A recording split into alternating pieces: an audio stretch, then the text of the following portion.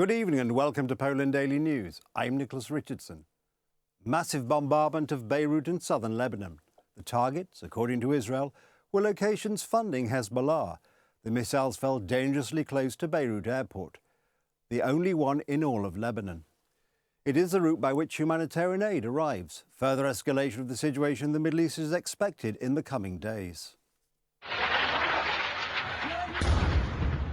Such destruction hasn't been seen in the Lebanese capital in decades. The bombing of Beirut lasted several hours. Just before it, Tel Aviv sent out a warning. Over the past 24 hours, hundreds of rockets have been fired towards northern Israel. In a few minutes, we will issue a preliminary evacuation warning for Lebanese residents of Beirut and other places to evacuate from locations used to finance Hezbollah terrorist activities.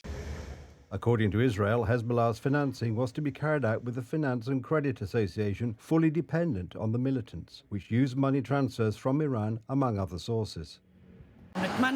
We hope this will end as soon as possible. What more can we say? Every day there are more clashes, with airstrikes and drones, and you don't even know who the targets are and who will be affected on any given day. Tyre is gone, the south is gone, so is Haret Herek. They left no area untouched. At the same time, Israel is conducting a ground operation in southern Lebanon. Their soldiers are destroying networks of tunnels and fortifications built for decades by Hezbollah.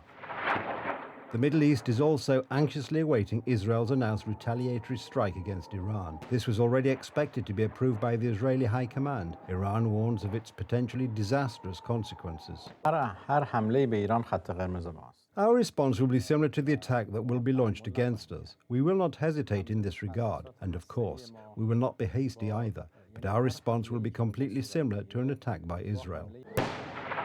This seems to be a warning to convince Tel Aviv to respond in a limited way. For the past few days, United States anti-missile launchers have been deployed in Israel to intercept ballistic missiles. This would indicate that Israel is not impressed by Iranian threats. Delays, undermining legitimacy, cutting projects, poor auditing. Over the past year, investments in Poland, such as the construction of the central transportation port, nuclear power plants, and the container terminal in Świnoujście, have had no luck. Polish people, who are mostly in favour of the construction of the central transportation port, wonder, in whose interest is it to delay or even block the implementation of projects that are strategic for Poland?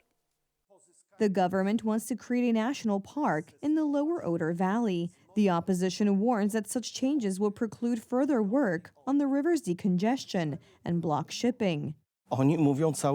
In general, transportation does not take place by water for simple reasons. There was no infrastructure. There was no proper navigability on the Oder. Today, the opportunities that have arisen unequivocally change the nature and purpose of investment.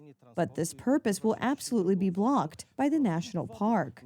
Poland's climate ministry claims that the park will not disrupt the navigable route on the Oder, but will enable active nature conservation and the development of sustainable nature tourism. A new national park will be created in the lower Oder Valley, the first after nearly 25 years. According to the opposition, blocking inland shipping on the Oder River by establishing a national park is a setback to the construction of the container terminal in Świnoujście.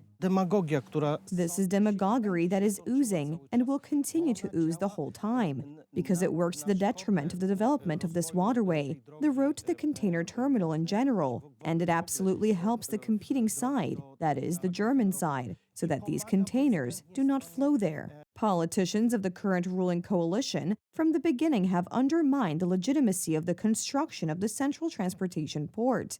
Since they took power, they have pursued a policy of sham work on the central transportation port. The Germans, on the other hand, have no doubts about the construction of such investments. Recently, Lufthansa Cargo announced the expansion of Frankfurt Airport, where a modern cargo port will be built. I don't know why this is being blocked. It should be moving forward. We need it.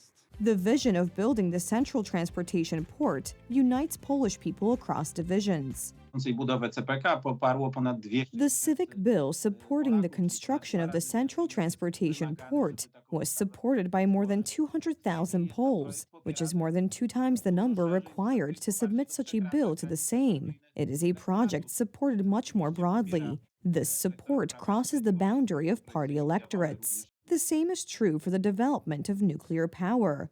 Polish people support the construction of nuclear power plants, while from the government, we hear about delays. The government for which I voted, by the way, is not able to rise a bit above the political divide and is not able to proceed with these investments, which were, however, very sensible. On the other hand, I am a huge fan of nuclear energy, and I think that not to continue is to absolutely fall behind when it comes to development. We need to have clean energy. We need this energy for incubators in hospitals, for example, or for AI development. Assurances from the Prime Minister that we really want to build a nuclear power plant are not enough. Specifics on the ground are needed. Such specifics are the construction contract, the nuclear power plant financing agreement, as this is the time when we should hear about them. On many topics, Poles can argue, but when it comes to development, we are in agreement. Making strategic investments will allow us to catch up with the competition. Our neighbors, the Czechs, are actively investing in nuclear. The Hungarians are creating their version of the central transportation port. The same information is coming from Austria, which is almost our neighbor. Germany is expanding transportation hubs. These are the last moments to take this issue seriously and to simply make it happen. Poland's nuclear power plants, the central transportation port, the development and expansion of our ports are investments not for years, but for decades, going far beyond the time horizon of one government or another. They will serve us and future generations of our compatriots, provided that they are completed. People in Poland are wondering, why has the government delayed strategic investments for the economy for the past year? After all, it is clear what is at stake. We are being steered by the Germans, not by ourselves. Many things are being blocked. What is happening? This government should have resigned long ago. Nothing is being done. Everything is being done against the Polish people. For this reason, to please the Germans, simply because they rule, they have a monopoly on ruling, on everything, and we are like those doggies. Nuclear energy is clean, stable, and cheap. The central transportation port is a new transportation system, an opportunity to develop air, road, and rail infrastructure, and the expansion of seaports will give the region an advantage. Another burning problem has emerged in Poznan. Its modern and progressive residents are disturbed by church bells. The city has gone to the trouble of ordering an inspection at the parish, which, in an official letter, has been described to as a facility. At the same time, plans are being made in Warsaw for the construction of a new mosque. Everyone seems to understand that churches in Poland are a natural part of our landscape.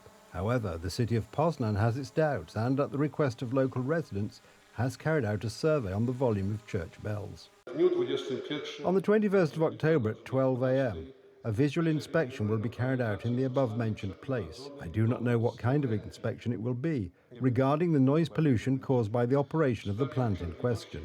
Also noteworthy in the letter I read is the language used by the officials, who referred to the parish of the Assumption of the Blessed Virgin Mary in Poznan as a facility. It smells a bit like when someone says, for example, Mr. Primate or Mr. Priest, because he cannot get the word priest out of his throat. As a result of this inspection, the parish priest has promised to find a way to reduce the noise by the end of the year. This has been going on for about a year. Someone reported that the bell was disturbing. Once, two ladies who live near the church came to the parish office and said that the bells were disturbing because their daughter works at night and sleeps during the day. This is not the first time this has happened in Poznan or in the whole of Poland. Similar sound checks have been carried out in Silesia and Pomerania. In this case, we can boldly speak of a new secular tradition. These tests are outsourced to an accredited company and are carried out in accordance with the regulations. One can always find a reason to attack Catholics, be it the bells ringing too loudly, or the cross shining too brightly, or people praying too loudly. The spiritual world abhors a vacuum. If not bells, then what? Do you think that there will only be an atheistic silence? You are deeply mistaken.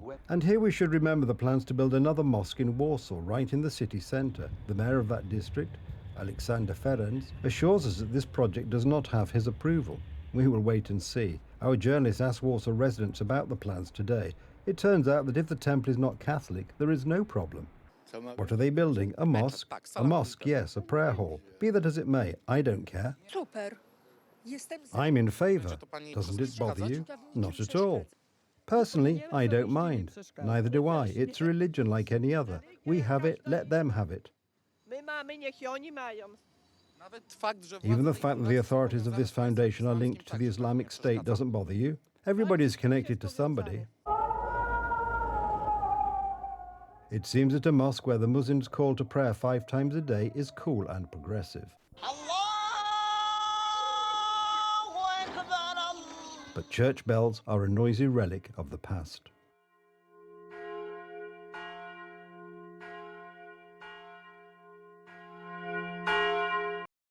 Fries on the way to the White House? Why not? 2 weeks before the election, Republican United States presidential candidate Donald Trump went to a McDonald's restaurant in a Philadelphia suburb to work the fryers and the drive-through window. Donald Trump, Republican candidate for President of the United States, took off his jacket, put on an apron, and started frying French fries. Surrounded by cameras, the presidential candidate dipped baskets of fries into sizzling oil, salted them, and served them to customers at the drive-thru window. Thousands of people lined up to get some fries from Trump, or at least to watch. Well, I'm looking for a job, and I've always wanted to work at McDonald's, but I never did.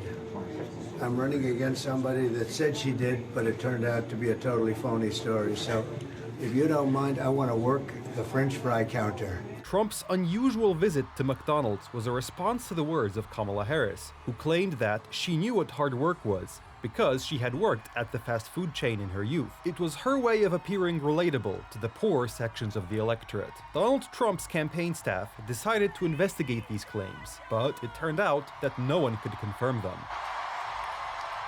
This is fun. I could do this all day. I wouldn't mind this job.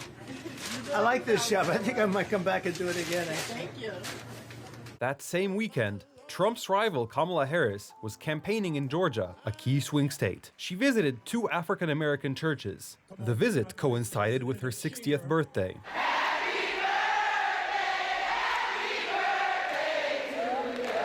Billionaire Elon Musk, producer of electric cars and space rockets, who admittedly has never worked the fryer, has announced that he will give away $1 million every day until Election Day to a registered voter from key swing states who signs his political petition. In addition to his financial support, Musk is also appearing at rallies in support of Trump. Vote, vote, vote. Fight, fight, fight. Vote, vote, vote. The main day of the election is November 5th, but early voting has been available since September 20th, both at polling stations and by mail in most states. You know, at my age, I've seen so much happen, okay? And I just have to come out and vote for Kamala Harris, if that's okay to say. I just want peace, okay? I just want the values that she holds, okay, they're mine. Yeah, I voted for Donald Trump, and I think that he's the candidate that would, that is more likely to revive the economy, secure the border, make a real path to citizenship, better vetting of people coming over, strengthen the job market in the country. In the final stretch, the Republican candidate and his team are trying to capitalize on a positive trend in the polls in swing states. Of Pennsylvania's 13 million inhabitants, 800,000 are of Polish origin. The votes of the Polish community could therefore prove decisive. That's the news. Thank you for watching from me. Have a good night and a better tomorrow.